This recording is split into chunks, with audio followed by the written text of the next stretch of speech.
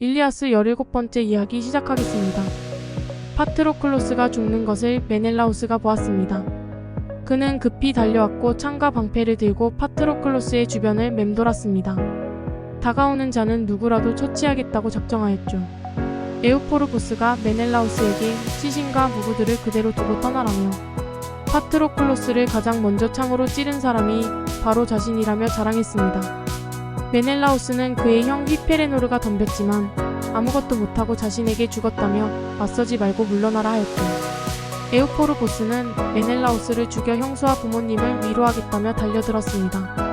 하지만 그의 창은 메넬라우스의 방패에 막혔고 메넬라우스의 창은 그의 목을 꿰뚫었습니다. 메넬라우스는 에우포르보스의 무장을 벗겨내려 하였는데 트로이 측의 어느 누구도 나설 엄두를 못 내었습니다. 한편 헥토르는 불사의 말들을 탐내어 아킬레우스의 전차를 쫓고 있었는데 아폴론이 키코네스인들을 이끄는 멘테스의 모습으로 다가와 헥토르를 꾸짖었습니다. 그가 쫓는 말들은 아킬레우스 말고는 길들일 수 없는 말들로 따라잡을 수 없으니 쫓기를 그만하고 전장을 살피라고 하였죠. 헥토르가 주위를 살펴보니 땅 위에 뻗은 에우포르보스와 그의 무장을 벗겨내는 메넬라우스를 발견하였습니다. 그는 전사들을 이끌고 고함을 지르며 달려갔죠. 메넬라우스는 시신을 두고 물러나자니 누가 이를 두고 붕괴할까 걱정되고 싸우자니 혼자 적에게 에워싸일까 걱정되었습니다. 결국 헥토르가 가까이 다가오자 시신을 두고 자꾸 뒤돌아보면서 물러났죠. 메넬라우스는 한편에서 싸움을 격려하고 있는 아이아스를 발견하고 곧장 달려갔습니다. 그에게 파트로클로스의 시신만이라도 아킬레우스에게 가져다 줄 수 있도록 힘써보자고 하였죠. 한편 헥토르는 아킬레우스의 무구들을 챙겨 수하 병사를 시켜 트로이성으로 가져가게 했습니다. 파트로클로스의 시신은 끌고 가 모욕을 줄 생각이었죠.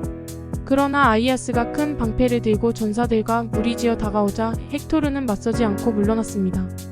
이런 행동은 분명 헥토르의 실수로 너무 쉽게 내주었죠. 아이아스와 메넬라우스가 파트로클로스 앞을 막아섰습니다.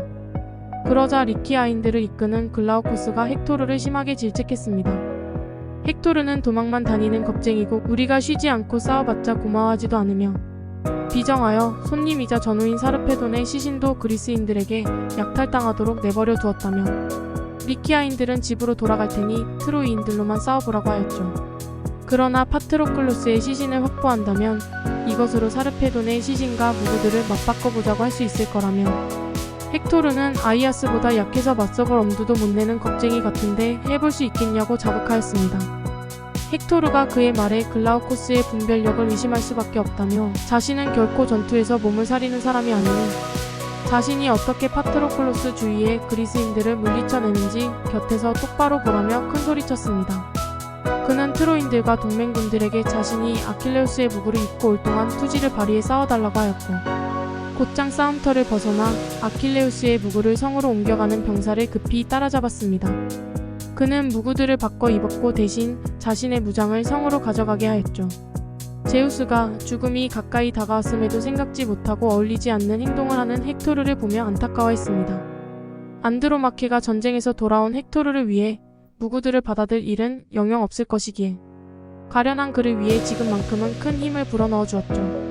제우스가 힘을 쓰자 무구들이 헥토르의 몸에 꼭 맞추어졌고 용기와 힘이 몸에 가득 채워졌습니다. 헥토르는 무의식 중에 아킬레우스에 대한 열등감이 있었던 것 같습니다. 누군가를 따라한다는 것은 그에 대한 열등감의 표현이라 할 수 있죠. 아킬레우스가 대단한 것은 그의 무구나 불사의 말들 때문이라고 속으로 여겼을 수도 있습니다.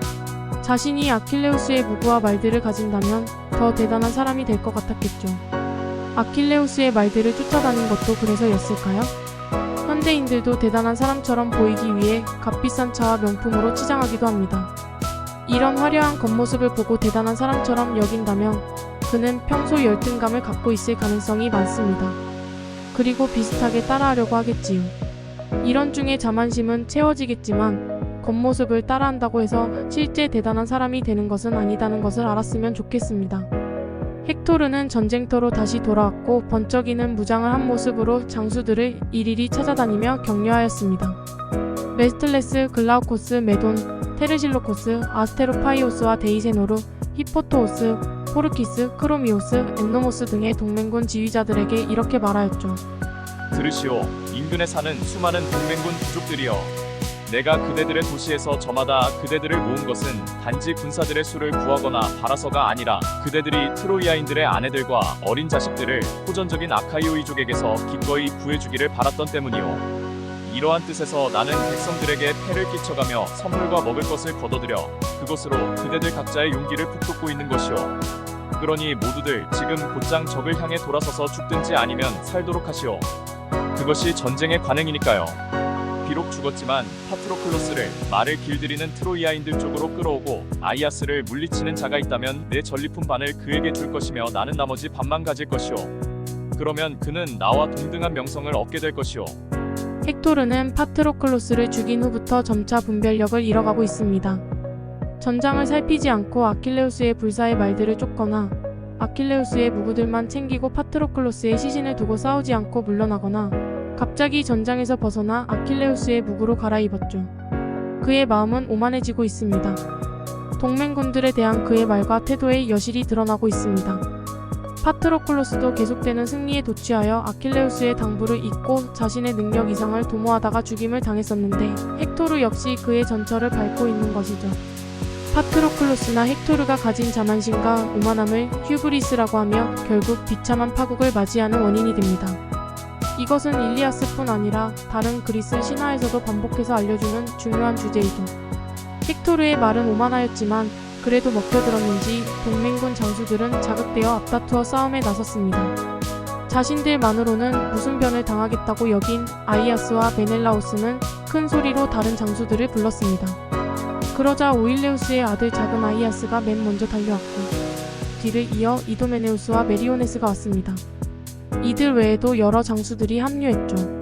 그리스인들은 파트로클로스 주위를 방패로 울타리를 치고 버티었고 제우스는 주위에 짙은 안개를 내려주었습니다. 헥토르가 앞장서며 트로이인들이 무리지어 앞으로 밀고 나아갔습니다. 처음에는 트로이인들이 그리스인들을 밀어내고 파트로클로스의 시신을 끌어내었습니다. 특히 라리사에서 온 펠라스고스인 히포토오스는 파트로클로스의 복사뼈 힘줄을 가죽끈으로 묶어 끌고 가려 했죠. 그러자 큰 아이아스가 달려들어 트로이인들의 대열을 무너뜨리고 내쫓았습니다. 그리고 주먹으로 히포토오스를 쳐서 파트로클로스 곁에 쓰러뜨렸죠. 헥토르는 아이아스를 노리고 창을 던졌지만 아이아스는 몸을 숙여 아슬아슬하게 피해냈고 창은 이피토스의 아들 스케디오스를 맞추어 쓰러뜨렸습니다. 아이아스가 파이녹스의 아들 포르키스의 배를 찍어 죽이자 헥토르도 뒤로 물러났고 트로이인들은 무기력해져 퇴각할 뻔하였습니다. 아폴로는 안키세스의 전령 페리파스의 모습으로 나타나 제우스가 아직 트로이의 승리를 원하고 돕고 있음을 알리며 아이네이아스를 부추겼습니다. 아이네이아스가 헥토르와 군사들에게 이렇게 밀려 물러난다면 치욕이다며 격려하며 앞으로 나서자 다른 이들도 되돌아가 싸우기 시작했죠.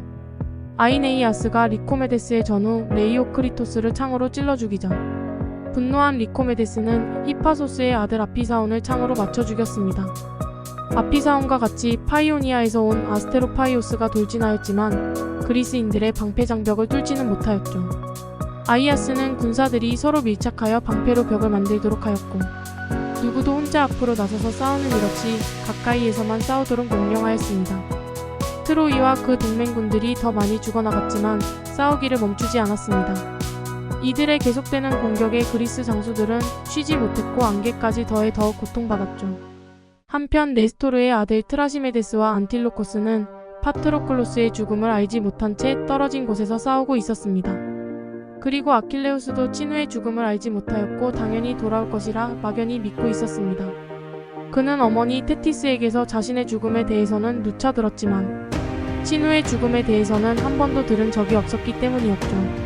한편 발리오스와 크산토스는 전투에서 좀 떨어진 곳에 있었는데 아우토메돈이 채찍질을 하고 달래보기도 하였지만 꿈적도 하지 않았고 고개 숙여 눈물을 흘리고 있었습니다. 제우스가 늙지도 죽지도 않는 이 말들을 필멸의 인간에게 내어주게 한 것을 후회하며 말들에게도 기운을 불어넣었습니다.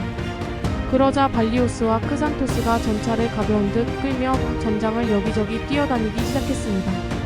하지만 아우토메도는 창을 휘두르고 말을 모는 것까지 동시에 할 수 없었기 때문에 단 한 명도 쓰러뜨리지 못하였죠.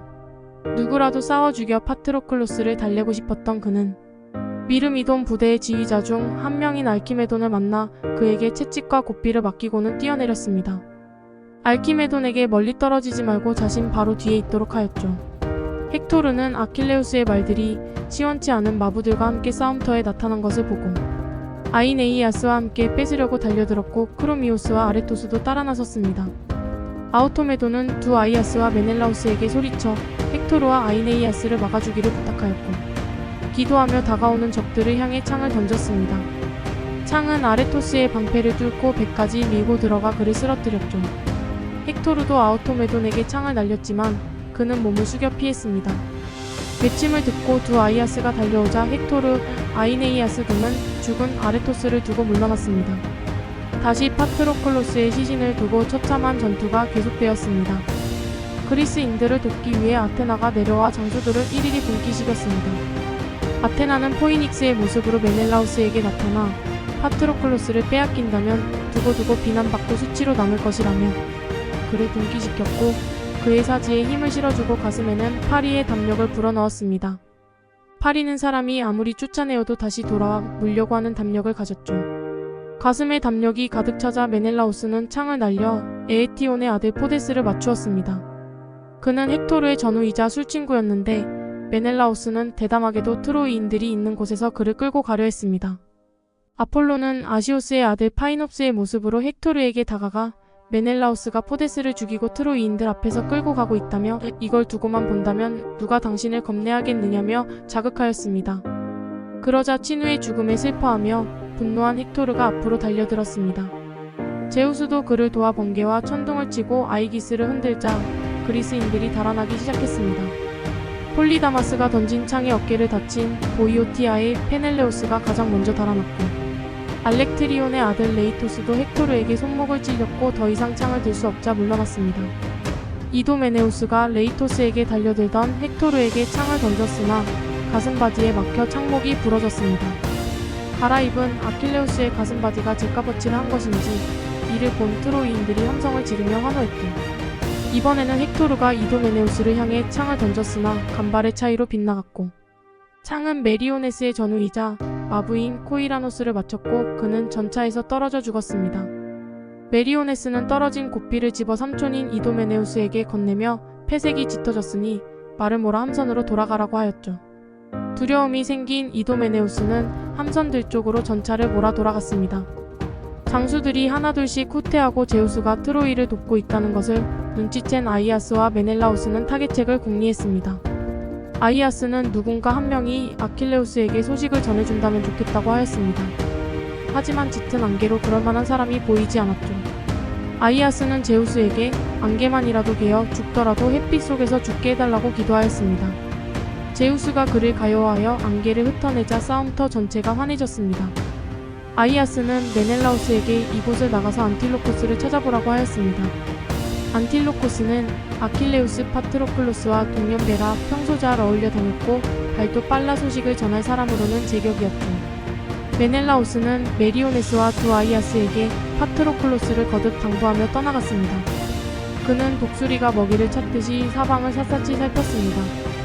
곧 싸움터의 왼편에서 군사들을 격려해가며 싸우고 있는 안틸로코스를 발견하였죠.